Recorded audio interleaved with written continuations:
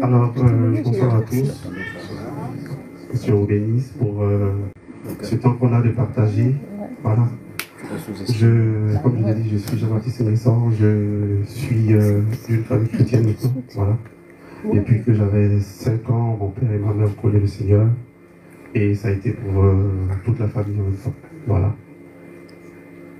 Alors, je vais rendre le témoignage qui... en fait, le Seigneur m'a délivré de la peur chronique du lendemain, l'inconnu. Alors, je vais essayer de mettre les noms là-dessus, parce que à 5 ans déjà, on parle de Jésus à la maison. Il y a tout le monde qui est dans l'euphorie, on est converti, on va à l'église, on ne comprend pas grand chose. Hein. Voilà, on ne comprend pas grand chose. Et moi, je ne grandis pas avec mon père et ma mère, j'ai grandi avec mon oncle aussi qui était converti, avec sa femme, qui est prophétesse, tout ça. Arrivé à l'âge d'adolescence, j'en avais marre de tout ça, voilà. Parce qu'en fait, j'ai des amis dehors qui vivent autrement à l'école, et moi, dans la famille, on nous, excusez-moi du terme, on nous saoulait avec cette histoire de Jésus. Sincèrement, je quitte la maison familiale, là où j'ai grandi, je vais à Abidjan. J'arrive à Abidjan, c'est fini, je me tresse, je me teste les oreilles, excusez-moi. Mais je vais vivre ma vie de jeune tranquillement parce que je faisais aussi du football comme le frère. Donc, c'était ça en fait, ça c'était un bel projet à moi. J'ai été brillant à l'école, je n'ai pas été à Abidjan. Lorsque je suis parti à l'école, j'étais à Bégo, donc c'était à l'intérieur du pays. Après le bac, je me retrouve à Abidjan. Et là, j'ai commencé la vie de débauche, là, je l'ai dit, voilà. J'ai commencé, j'ai fait 2 ans. Et j'étais avec un ami qui travaillait dans un bar. Vraiment, c'était une vie, j'étais à Makori, donc on vivait quoi. On vivait notre vie tranquillement. Et ce qui va se passer, c'est que j'avais une copine qui était venue me voir. Après un séjour, j'étais assis devant la cour. Comme je vous dis, j'ai quitté une famille chrétienne. Donc quand je devais venir sur la capitale, mon père, qui était voilà, un des anciens de l'église, le pasteur m'a fait une lettre de recommandation, tu vas donner à l'église, tout ça. Je n'ai pas dévoilé mon projet. Hein. J'ai pris la lettre, je l'ai foutu en bas de mon sac et je suis parti. Et j'arrive à Abidjan, je m'en fous des églises, voilà. Je vis ma vie tranquillement.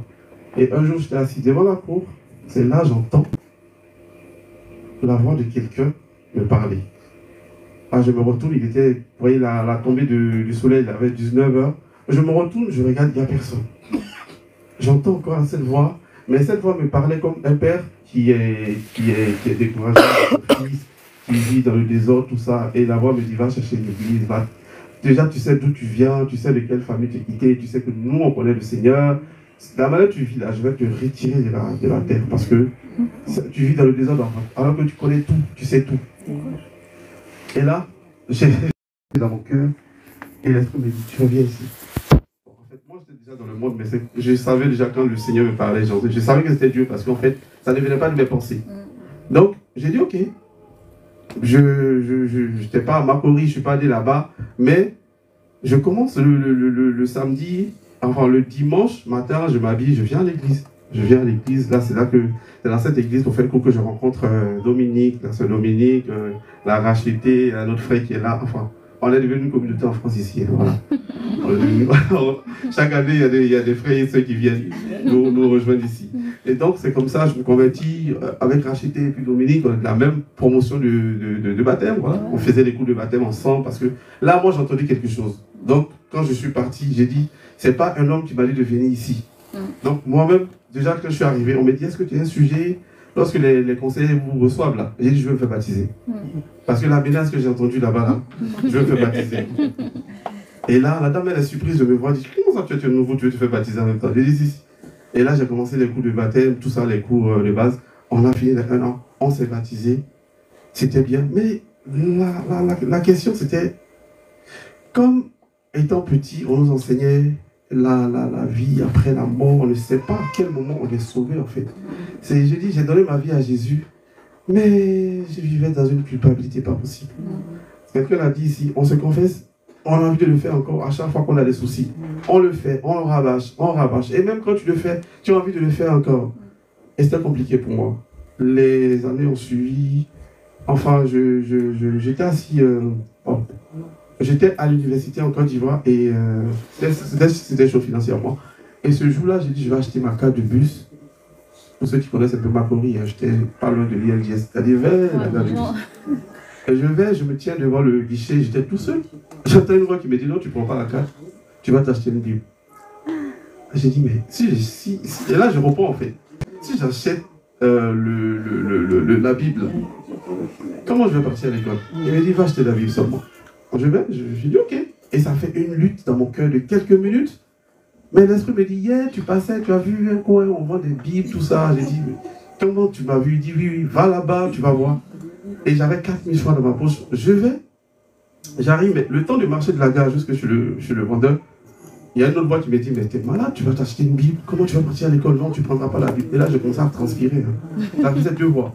J'arrive, je trouve le jeune homme, je lui dis, je suis là pour prendre une Bible. Il me dit, ah, c'est une très bonne décision. C'est 2700. Et là, la voix me dit, mais tu ne prendras pas, c'est trop cher. Tu avais pensé que c'était 2000, non? J'ai dit, bon, là, j'ai 2000. Il me dit, non, mon frère, en réalité, les Bibles, on les prend à 2000. En moment, c'est la vie, on ne doit pas les vendre. Mais on le fait, on a 500 dessus. Donc, c'est comme si tu me faisais un don. En fait, il m'a parlé avec amour. Et là, j'ai dit, je suis resté là. La voix me dit, mais tu as plus d'argent, tu as plus que ça. Et je dis, le gars, il me dit, bon, moi, je sais que tu as 500 à la maison, va chercher, tu vas venir. Mais je te parle du lieu, de ce lieu. Donc, du coup, je lui dis, ok, je vais à la maison. En fait, j'avais changé d'avis, hein. J'avais écouté la deuxième voix. Là, je rentre à la maison, je ne sors plus. Et le gars, il me dit, donne-moi les 2000, je vais mettre dans la Bible, comme ça, c'est ta réservation. J'ai dit, non, c'est sûr que je vais revenir. Et là, il m'a dit, ok, vas-y. Je n'étais pas loin, c'est à 2-3 minutes, je rentre chez moi. Dès que je rentre, j'ai dit, ah, je ne sors plus. La voix ne me dit pas, je t'ai suivi ici. Donc, si tu ne sors pas, c'est que tu as menti. C'est quel engagement tu as pris avec moi? Et là, en fait, j'étais perturbé. J'ai dit, mais Dieu, il parle, en fait. Il est avec nous partout. Et donc, j'ai dit, ok, ça y est. Je sors, je prends la Bible. Et quand je prends la Bible, j'ai une joie, mais cette joie-là, je peux pas laisser. Je pense que pour ceux qui sont enfants de Dieu, véritablement, vous avez expérimenté cette joie-là. Ça ne se dit pas, en fait. Ça ne s'explique pas. Je reconnais. et donc, ok, je vais faire. Voilà, et là je prends la Bible, j'ai dit cette Bible, je vais la lire tout entière, et je sais que le Seigneur va faire quelque chose. Parce qu'en fait, ce que je ne vous ai pas dit, c'est que je suis très têtu en termes d'explication. Tu m'expliques quelque chose, je me vois Dieu faire, en fait, un peu Thomas, vous voyez. Je me vois Dieu faire. Donc si Dieu dit procure la paix, qu'il ne procure pas la paix, en fait, moi, je me dis qu'est-ce que je fais à l'église, qu'est-ce que j'ai à faire avec cette histoire de Dieu, tout ça. Et donc, là, je prends la Bible, je dis ça, je vais la lire tout entière. Et je commence la marche avec le Seigneur. Quelques années après, je me retrouve ici. Et le Seigneur me fait grâce. Je suis à l'université, je fais 3 ans d'échec à l'université, en master. Je suis découragé. Je dis, bon Seigneur, c'est compliqué. Tu dis que tu accompagnes tes enfants, tu m'as fait venir en France avec un miracle. J'ai même fait un témoignage dans mon église. Mais là, je suis vraiment dans le plouf. Je suis caché, c'est difficile. Et j'étais à Metz, quelques années après Metz, je me suis retrouvé en Île-de-France parce que j'avais contacté une grande école. Et là, je m'inscris dans la grande école. J'avais que mon inscription. Je m'inscris. Et quand je m'inscris, on commence les cours. Paf, c'est la deuxième année où il y avait les confinements fermes. Donc on est tout enfermé. Je dis adieu. Là, je me suis inscrit pour une grande école. Je vais payer 10 000 € l'année. Je n'ai pas d'argent. Je fais comment? J'ai commencé à postuler, c'était compliqué, il n'y avait rien. C'était le confinement en fait. Et là, un jour, le Seigneur me dit, je vais te montrer. Ce que tu as commencé avec moi, le parcours, là, je vais te montrer. Et là, je commence le parcours avec le Seigneur. Qu'est-ce qui va se passer? J'entends une voix qui me dit, va dans cette entreprise où tu as fait 2 semaines de stage. Je vais là-bas. Et là, je me rends compte qu'il y a un stagiaire qui n'est pas là. J'ai dit, je remplace le stagiaire. Je vais venir te donner une prestation gratuite. Je vais, voilà. Parce que je ne fais rien à la maison. Je fais une formation en alternance. Donc, 2 jours à l'école, à la maison, parce qu'on était enfermés, et les 3 jours à la maison encore. Donc, moi, puisque vous travaillez là, je vais venir gratuitement. J'ai fait la première semaine. Deuxième semaine, il y a un des collaborateurs qui dit, on a besoin d'un formateur. Viens, tu vas former ici. Tu veux le faire? Tu as fait du droit? Non, j'ai dit oui. Tu as fait de la criminelle? Non, j'ai dit oui. Et là, et mes finances dans le master, une autre formation, et en 2 semaines, je sors comme formateur, et je commence à former. Et l'entreprise me paye mon année de master 1. La deuxième année, Dieu fait grâce encore. Ouais, on va faire très vite. Hein, Ok. Ça a dépassé. Okay. La deuxième année, Dieu fait grâce. Et là, ce qui va se passer, je vais finir sur ça. Ce qui se passe, c'est là que je connais maman Adrienne. J'étais avec Grâce, j'ai vécu un peu avec elle. On a travaillé ensemble sur son livre. Et parce qu'elle m'a poussé à bout, en fait. Il y a en nous des choses qui dorment, on ne sait pas. Elle m'a vraiment poussé à bout. Et on a bossé sur le livre. À la fin, j'ai découvert que j'ai beaucoup de choses que je dors avec. Donc, le Seigneur me dit, je vais te montrer une chose. Tu vas prendre les évangiles là, tu vas lire en cherchant mon intention toutes les fois que je parlais. Bien aimé, quand j'ai commencé à faire ça, j'ai trouvé le cœur de Dieu. J'ai trouvé le cœur de Dieu. J'ai compris qu'en fait, c'est un Dieu d'amour. Quand on dit amour infini, c'est ça. Et je me suis rendu compte que la grâce est disponible. On vit toujours dans cette grâce-là. Donc, je sais que, je termine sur ça parce que je sais qu'on peut être chrétien et puis vivre dans une défaite. Lorsque la Bible nous dit qu'il n'y a aucune condamnation pour ceux qui sont en Christ, il faut rester en Christ en fait. Quand vous restez en Christ là, c'est lui qui vous conduit. La Bible dit qu'il conduit les pas du juste. Et là, cette peur a disparu sans que je m'en rende compte. Il m'a dit, mais tu es sauvé en fait. Tu vis sur la terre comme un sauvé. Amen. Merci pour votre témoignage, désolé, discipline. Donc j'espère que vous avez passé un excellent moment. On peut encore s'applaudir, encore vous applaudir pour ce temps, pour cet échange, pour ce moment de qualité, je pense. S'il y a bien une chose qu'on peut retenir des derniers témoignages qu'on a reçus, qu'on a entendus, c'est que les oiseaux du ciel ne travaillent pas, ne sèment pas, mais le Seigneur pourvoit à leurs besoins. Chaque jour que ces oiseaux se réveillent et chantent la gloire de Dieu, ils ont à manger, ils peuvent nourrir leurs petits. Donc qu'il en soit de même pour nous.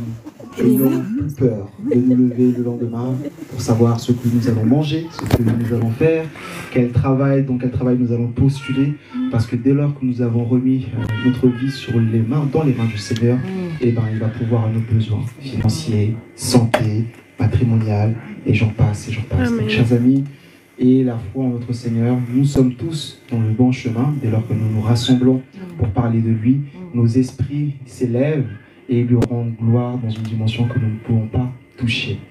Merci à vous, je peux vous applaudir, on peut encore s'applaudir.